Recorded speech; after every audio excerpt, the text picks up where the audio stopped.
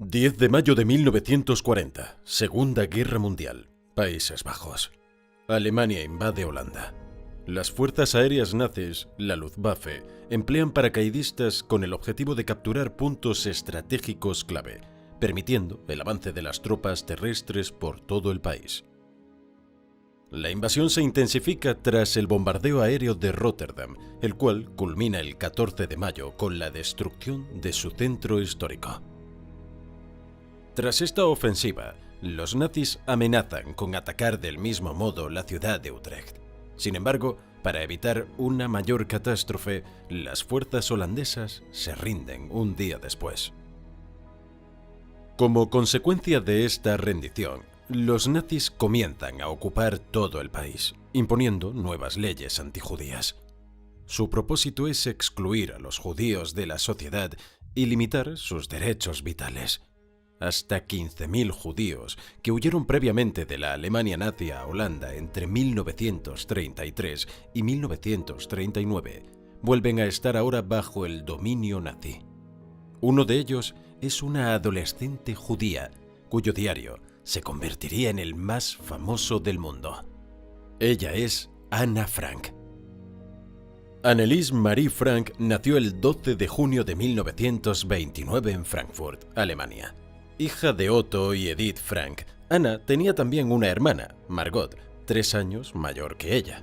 Las hermanas tuvieron una feliz infancia jugando casi todos los días en el jardín con otros niños de su barrio. Los Frank eran judíos liberales que vivían en una comunidad de ciudadanos de diversas religiones a las afueras de Frankfurt. No obstante, sus vidas cambiaron radicalmente cuando el 30 de enero de 1933, Adolf Hitler, líder del partido nazi, fue nombrado canciller de Alemania por el presidente alemán, Paul von Hindenburg. El régimen nazi comenzó rápidamente a restringir los derechos civiles y humanos del pueblo judío.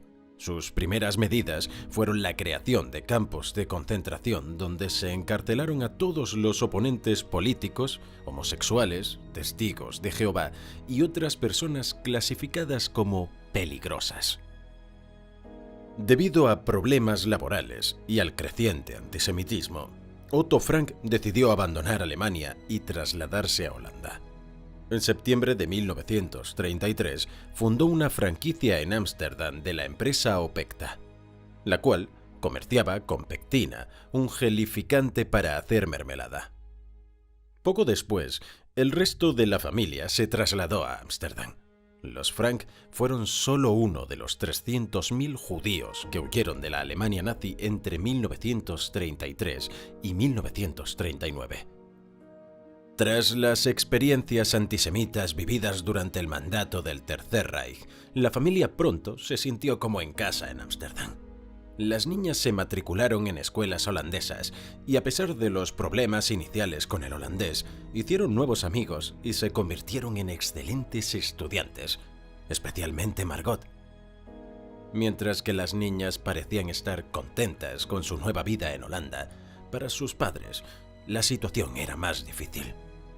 Otto tuvo que trabajar duro para sacar adelante su empresa y darle una mejor vida a su familia. Sin embargo, la situación económica de los Frank no mejoró hasta 1938, cuando Otto fundó una nueva empresa llamada Pectacon, dedicada a la venta al por mayor de hierbas y especias. Viendo el desarrollo de la Alemania nazi y su agresiva expansión, quiso montar un nuevo negocio en Gran Bretaña y trasladarse allí. Pero finalmente este plan no funcionó. La Segunda Guerra Mundial comenzó el 1 de septiembre de 1939. Anna Frank tenía tan solo 10 años cuando Alemania invadió los Países Bajos el 10 de mayo de 1940. La vida de los Frank, de nuevo bajo el dominio nazi, cambió por completo. El régimen criminal nazi, del que huyeron en 1933, les alcanzó finalmente en Holanda, el país que se había convertido en su nuevo hogar y que les había hecho libres para poder vivir su propia vida. Los Países Bajos pasaron a ser un territorio ocupado por los alemanes. Los nazis no tardaron en empezar a introducir nuevas leyes antisemitas que restringían la vida y los derechos de los ciudadanos judíos. Los funcionarios fueron despedidos y las empresas hebreas, así como los propios judíos, tuvieron que registrarse. Se les prohibió visitar parques, cines o tiendas no judías. Muchos lugares fueron vedados para Anna, quien ya no podía asistir a la misma escuela, pues todos los niños judíos tenían que ir a colegios separados del resto. Según estas nuevas leyes nazis, los judíos ya no podían dirigir sus propios negocios. Otto Frank se vio obligado a renunciar a sus empresas. Sin embargo, logró transferir el control de sus negocios a sus empleados, manteniendo, de este modo, sus empresas fuera del alcance de los nazis. La situación empeoró en 1941. Tras una serie de redadas, cientos de hombres judíos fueron detenidos y deportados al campo de concentración de Mauthausen. Entre ellos había amigos y conocidos de los Frank. Pronto llegarían noticias de la muerte de todos ellos. En ese momento, Otto comprendió que la situación era crítica e intentó emigrar a Estados Unidos y Cuba. A pesar de ello, nunca consiguió obtener los documentos necesarios. Fue en la primavera de 1942 cuando Otto Frank, previendo la detención de su propia familia, decidió crear un escondite en una parte vacía de su tienda, en Prinsengracht 263. El 29 de abril de 1942 se anunció en los Países Bajos la obligación de que todos los judíos portaran un distintivo amarillo en forma de estrella de David como medio de identificación. Todos aquellos que fueran sorprendidos sin esta insignia después del 5 de mayo, fecha en la que esta ley entró en vigor, eran arrestados y detenidos durante 6 semanas. La deportación sistemática de judíos holandeses a los campos de exterminio comenzó el verano de 1942. Los transportes salían regularmente de los campos de tránsito de Westerbork y Vught. De los 140.000 judíos que vivían en los Países Bajos al comienzo de la Segunda Guerra Mundial, 107.000, incluidos niños pequeños, fueron trasladados principalmente a Auschwitz y Sobibor en septiembre de 1944. De los 107.000 prisioneros judíos, solo 5.000 pudieron regresar después de la guerra. Antes de comenzar a esconderse, el 12 de junio de 1942, los Frank vivieron probablemente su último momento de felicidad. Anna cumplió 13 años y su regalo fue un diario. Ese diario que un día la haría famosa y en el cual escribiría sus sentimientos y pensamientos durante los difíciles tiempos que se avecinaban. Menos de un mes después, el 5 de julio de 1942, Margot, la hermana de Anna, recibió una llamada en la que se le informaba que debía presentarse en un campo de trabajo de la Alemania nazi. Conociendo la suerte que corrieron sus amigos y conocidos después de ser enviados a estos centros, los Frank no dudaron ni un momento. A la mañana siguiente se escondieron para escapar de la persecución.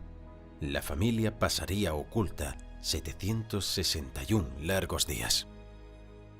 Tras 7 días refugiados en su escondrijo, a los Frank se les unió la familia Van Pels, formada por Hermann, Auguste y su hijo Peter, de 16 años. Fue él quien dio un beso a Anna por primera vez. En noviembre también se les unió Fritz Pfeffer, dentista y amigo de la familia.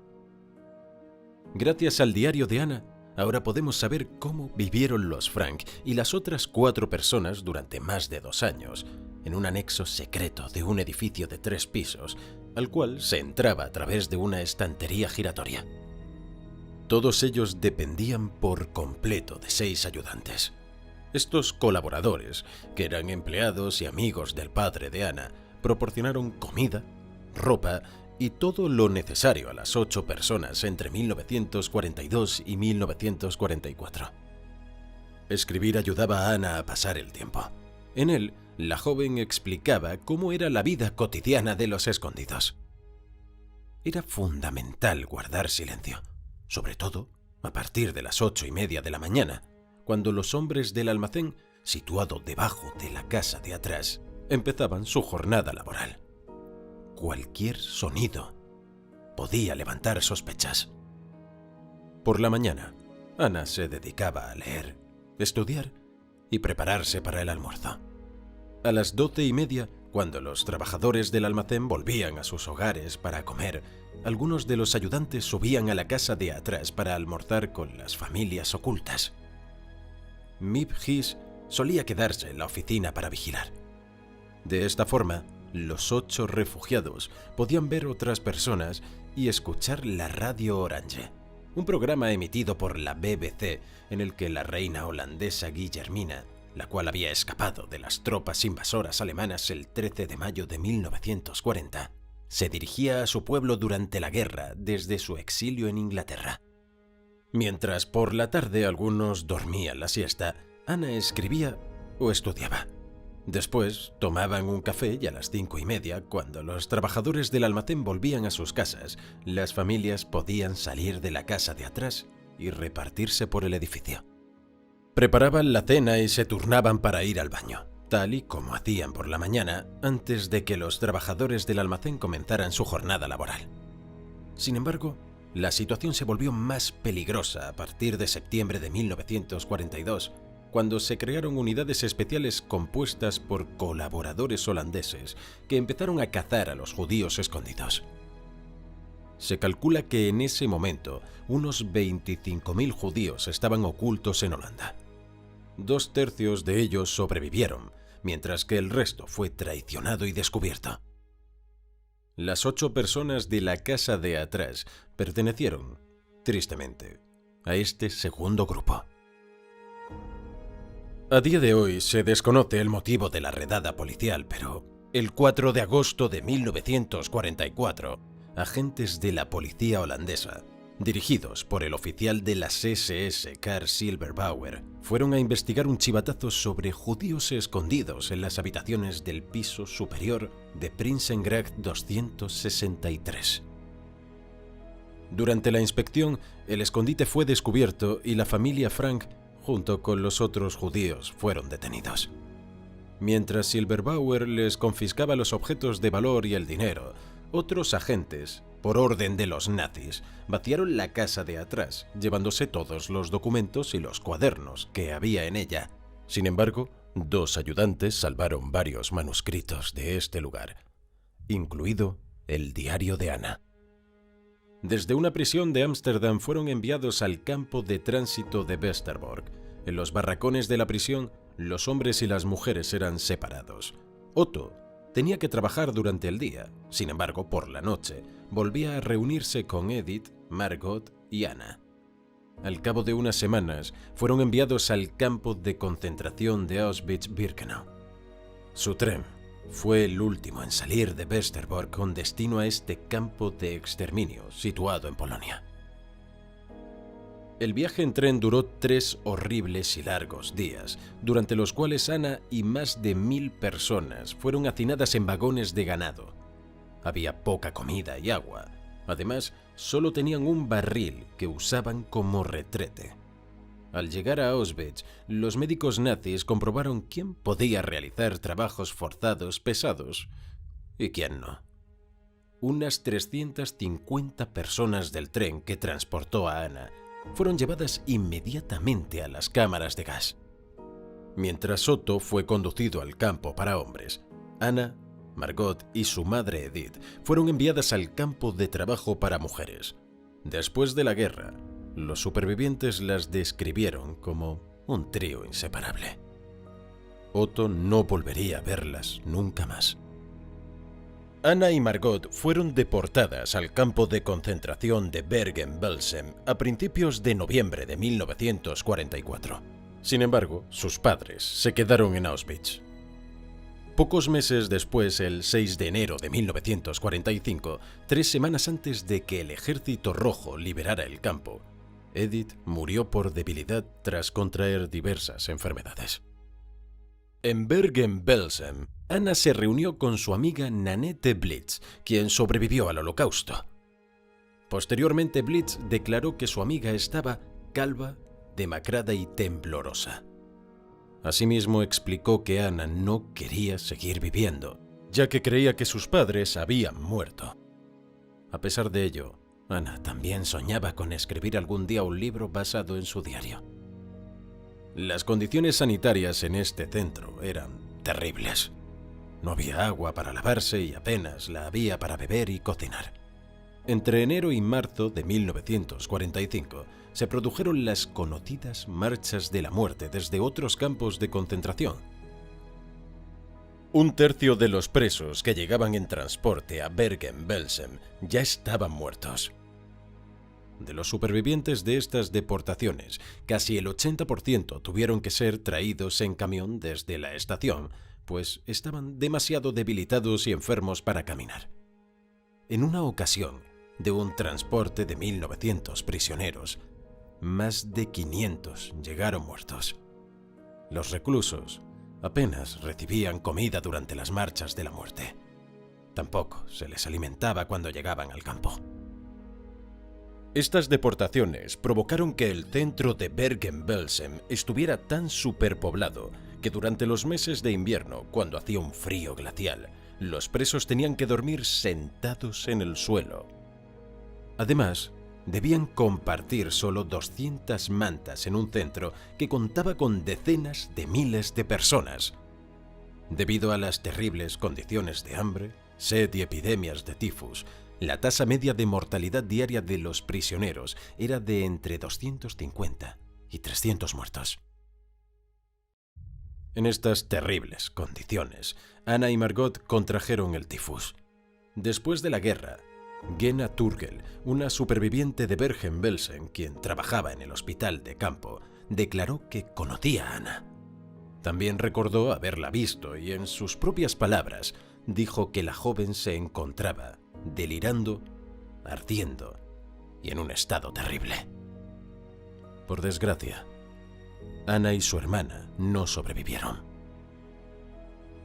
Ambas murieron en febrero de 1945 debido a los efectos del tifus. Margot sucumbió primero a causa de la conmoción sufrida por la caída desde su litera. Un día después, Anna también falleció. Al principio se creyó que las hermanas habían muerto unas semanas antes de la liberación del campo, el 15 de abril de 1945. Sin embargo, más tarde, se supo que podrían haber muerto ya en febrero. Anna y Margot forman parte de los millones de víctimas que murieron por inanición, sed, enfermedades, malos tratos o el exterminio con gas Zyklon B. A pesar de ello, hubo una persona de la casa de atrás que sí sobrevivió. Fue Otto, el padre de Anna. Liberado el 27 de enero de 1945, cuando los soviéticos entraron en Auschwitz, regresó a Holanda, donde se entera de que su mujer Edith ha muerto. No obstante, espera que Anna y Margot hayan sobrevivido. Otto vuelve a los Países Bajos el 3 de junio de 1945, 9 días antes del 16º cumpleaños de Anna. Un mes más tarde, se enteró de la muerte de sus hijas. En ese momento, perdió toda la esperanza. Miep Gies, una de las ayudantes de la casa de atrás, le dio el diario de Anna. Cuando por fin se atrevió a leerlo, quedó asombrado por su escritura. En su diario, Otto leyó que su hija soñaba con ser escritora y periodista. Asimismo, Anna tenía la intención de publicar sus relatos sobre la vida en la casa de atrás una vez terminada la guerra. Al final, los sueños de Anna se hicieron realidad. Los primeros 3.000 ejemplares de su libro, Las habitaciones de atrás, se publicaron en 1947. Desde entonces, el libro se ha traducido en más de 70 idiomas. Personas de todo el mundo conocieron la historia de Anna. En 1960, el escondite, que durante 2 años fue el hogar de 8 personas que intentaron sobrevivir a las atrocidades del régimen nazi, se convirtió en un museo. La casa de Anna Frank. Hoy en día se puede visitar su habitación, cuyas paredes están decoradas con las postales y las estrellas de cine que Anna coleccionaba. Además, Se puede ver su diario original y otros manuscritos que escribió hasta su detención. Anna Frank, una adolescente que pereció en los campos de exterminio y cuyo único pecado fue ser judía, se convirtió en un símbolo que vivirá para siempre y que nos recordará los peligros de la discriminación, el racismo y del odio de los unos hacia los otros.